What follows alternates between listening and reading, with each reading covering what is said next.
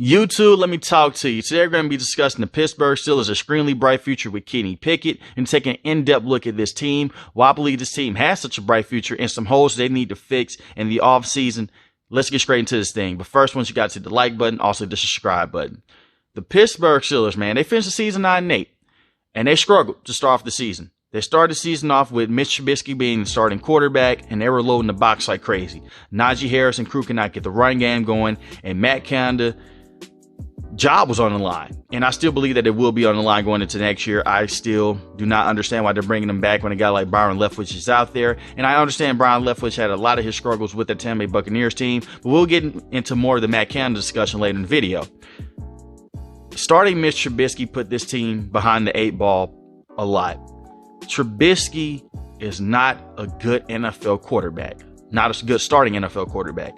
I get that he came in the game against Tampa Bay Buccaneers when Kenny Pickett was out with a concussion, and he came in, he looked extremely well. They beat the Tampa Bay Buccaneers, right? Then he came in against the Baltimore Ravens. When Kenny Pickett was out, he throws 3 interceptions, and the Pittsburgh Steelers lose that game by 2 points. I understand that Kenny Pickett's stat line is 7 touchdowns and 9 interceptions. I want to get into his interceptions first. I believe Kenny Pickett is a stud. You can go back to the draft videos about when I was saying the Pittsburgh Steelers need to take this guy. He is a franchise quarterback. When I broke down his film, I believe this guy has a lot of good. And the 9 interceptions do not tell the entire story. You may look at 7 touchdowns and 9 interceptions and say this guy's one of the worst quarterbacks in the league. 3 of the interceptions he threw against the New York Jets were not completely his fault. The first interception was a fade ball, middle of the field to Chase Claypool. It gets deflected, intercepted, right?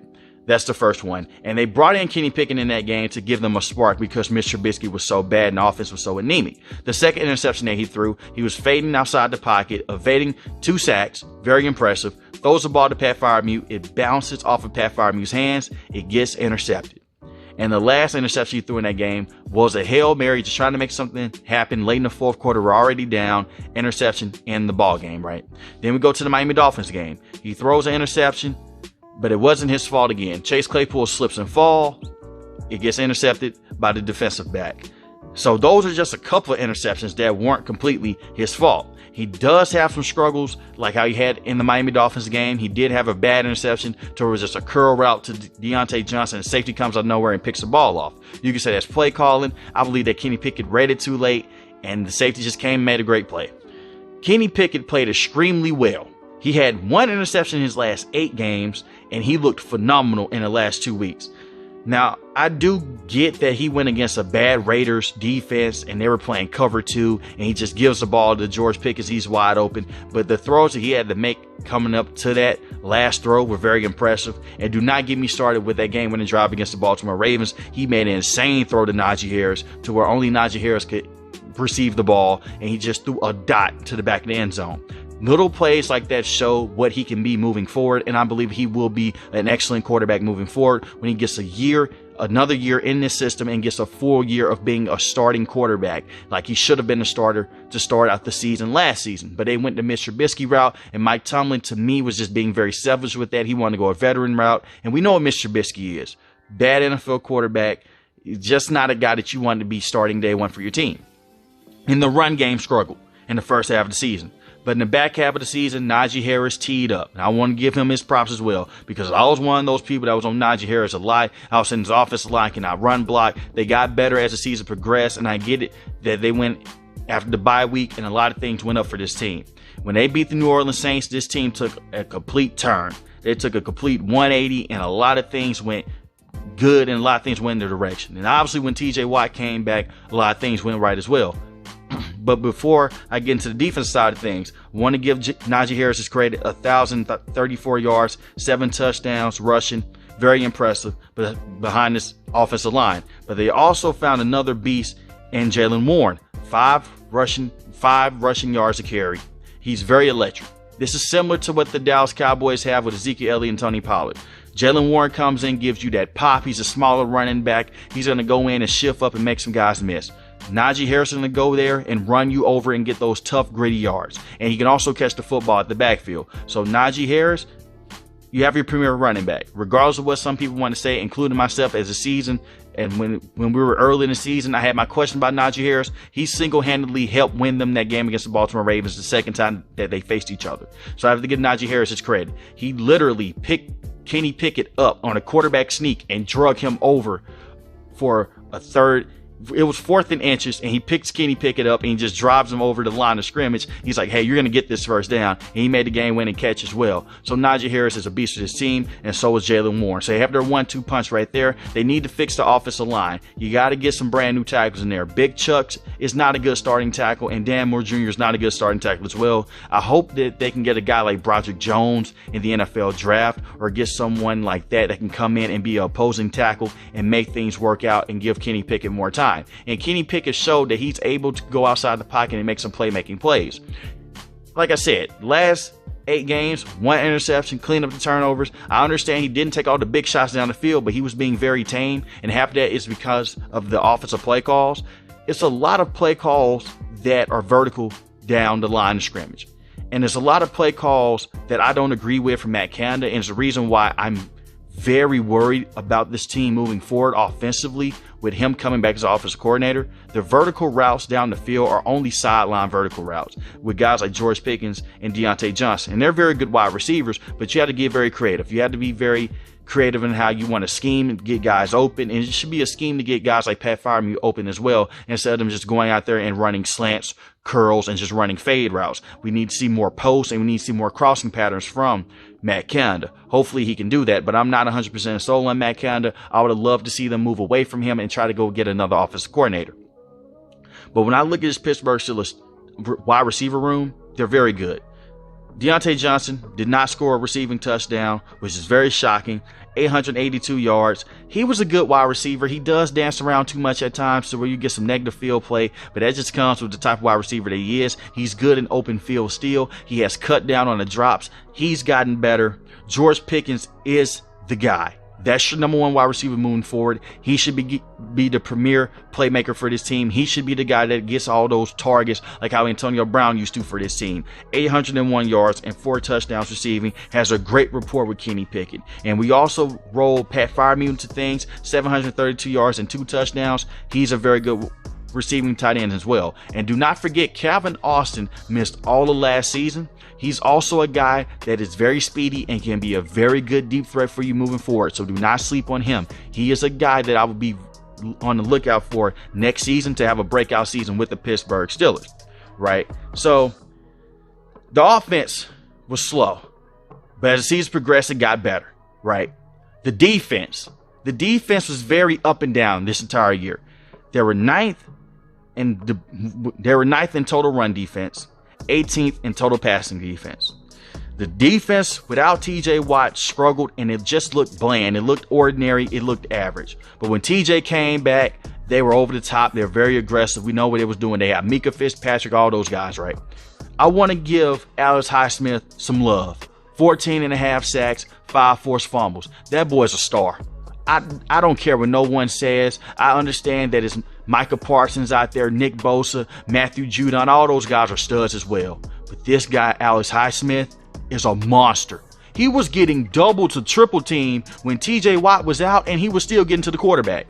And Big Cameron Hayward is still playing phenomenal football as well. 10.5 sacks. He is phenomenal as well. I understand that he's getting older, he's getting longer in the tooth, but he's still playing at an elite level. So they can generate a lot of pass rush, and if TJ Watt can stay healthy with Alex Highsmith and Cameron Hayward, they're going to be getting after the quarterback at a high level. And Lord knows they need to do that because their secondary is not good. Mika Fitzpatrick is still one of the best safeties in all of football, but he can only do so much. They got to go get some corners on this team. Levi Wallace is decent. He's not horrible. But when I'm looking at guys like William Jackson III, they made a trade for him at the trade deadline. He was getting burned with the Washington Commanders. I don't trust him. That's a guy I will not trust on this team to be one of your best corners. I think that you're going the wrong route in that situation. And they need to go out there and they need to try to get some guys, maybe a Joey Porter Jr. in the draft. You try to trade up or he slides down to you. Just try to get you some safeties in there and just try to get you some more safeties, and just try to get some more corners as a whole, because they struggled against wide receivers. I covered the game against the Buffalo Bills. Gabriel Davis was out there looking like second coming of Jerry Rice. A.J. Brown was out there bullying these corners. Those are good wide receivers, but they shouldn't be doing this to the secondary. And you can get all the pass rush you want to, but until they can lock down their secondary, nothing's going to change as a whole for this defense. They got to go out there and just get some guys that can cover better and be aggressive with those wide receivers. And this has been a problem with this team since they selected Artie Burns a couple years ago, and Artie Burns was a bust. But they need to get these corners right for this team. It's the one position Mike Tomlin just can't get right. He got Alice Highsmith, you got TJ Watt, you have all these players you drafted in the front seven, but you can't get that secondary right. They had to go and make the trade for Mika Fitzpatrick. So hopefully, please go out there and get you some star-studded corners. I know it's easier said than done, but you got to go out there and be able to fix it. They also need to fix this linebacking issue. The middle linebackers for this team cannot cover at all. Miles Jack is a good run stopper, but in coverage, I don't trust him. And Devin Bush, at this point in time in his career, he's a complete bust. Ever since he had that torn ACL injury, he has not been aggressive against the run, and he cannot cover those tight ends in space, and he cannot cover running backs at the backfield. Therefore, they made the right decision by not exercising that fifth-year option. They got to let him go as well. That's just my opinion. You got to go out there and try to get better at the linebacker position. I wouldn't against bringing back Miles Jack. I would see what the offer would be right there. You did get him with the Jacksonville Jaguars. Cut him, like I said, he's a good run stopper, not a guy that's good in coverage. Robert Spillane, I can see them bringing him back as well. Another guy that isn't great in coverage, but he's a good tackler. You see what I'm saying here? They have a lot of good tacklers, but they don't have a lot of good guys that can go out there and make some moves in pass coverage. Got to go out there and do that. Like I say, easier said than done, but hopefully they can go out there and figure that thing out. And the Pittsburgh Steelers finished the season strong.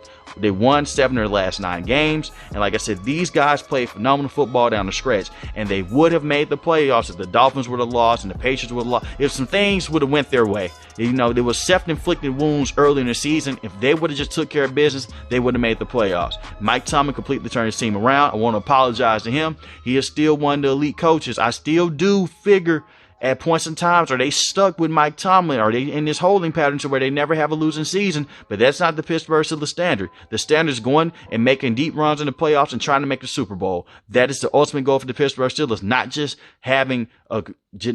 being able to say, hey, he's never had a losing season. I still have my questions around Coach T, even though he is still a very good coach in the NFL. I just have my questions because a lot of people like to judge him off of just not having a losing season. Like I said, good head coach.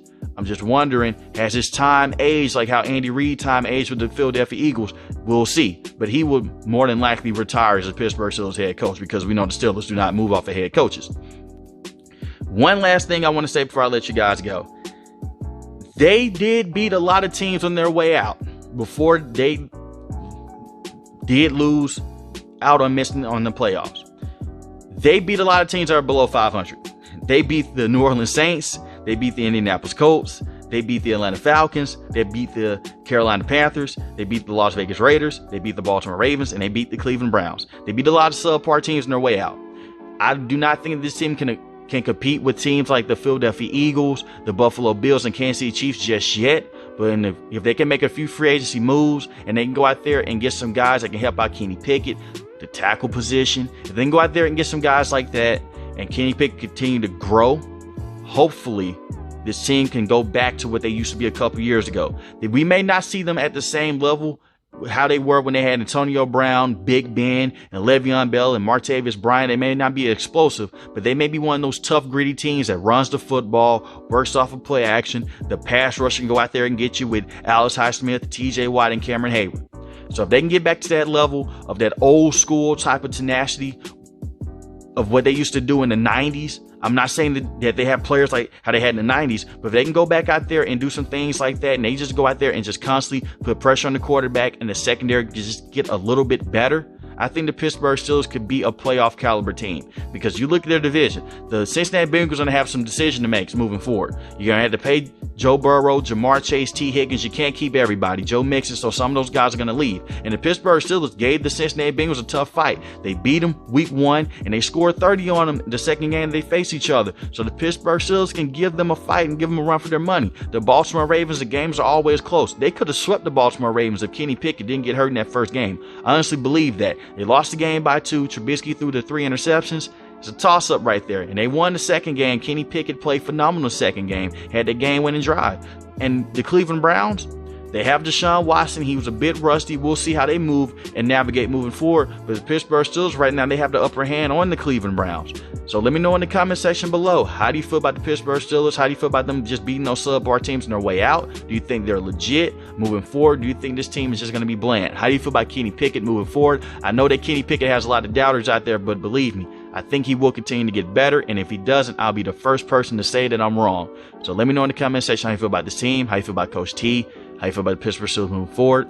If you're new to the channel, hit the subscribe button. If you like the video, hit the like button. Would you be interested in seeing and film breakdown, the film analysis of Kenny Pickett, of every single throw that he made this season? Something like that. I've been trying to get more into the film study and film breakdown, trying to show you guys what I see on film. So if you're into things like that, and it doesn't even just have to be Kenny Pickett. It can be Patrick Mahomes, Jalen Hurts, anyone. It can even just be tight ends. I've been getting more into this thing as the draft approaches. That goes for draft players as well. So you want to see more of those videos, let me know in the comment section. I'll have another mock draft video out very soon. Most importantly, want each and every last one, guys, stay safe, stay positive. Thanks for watching the video, guys. Until next time, peace.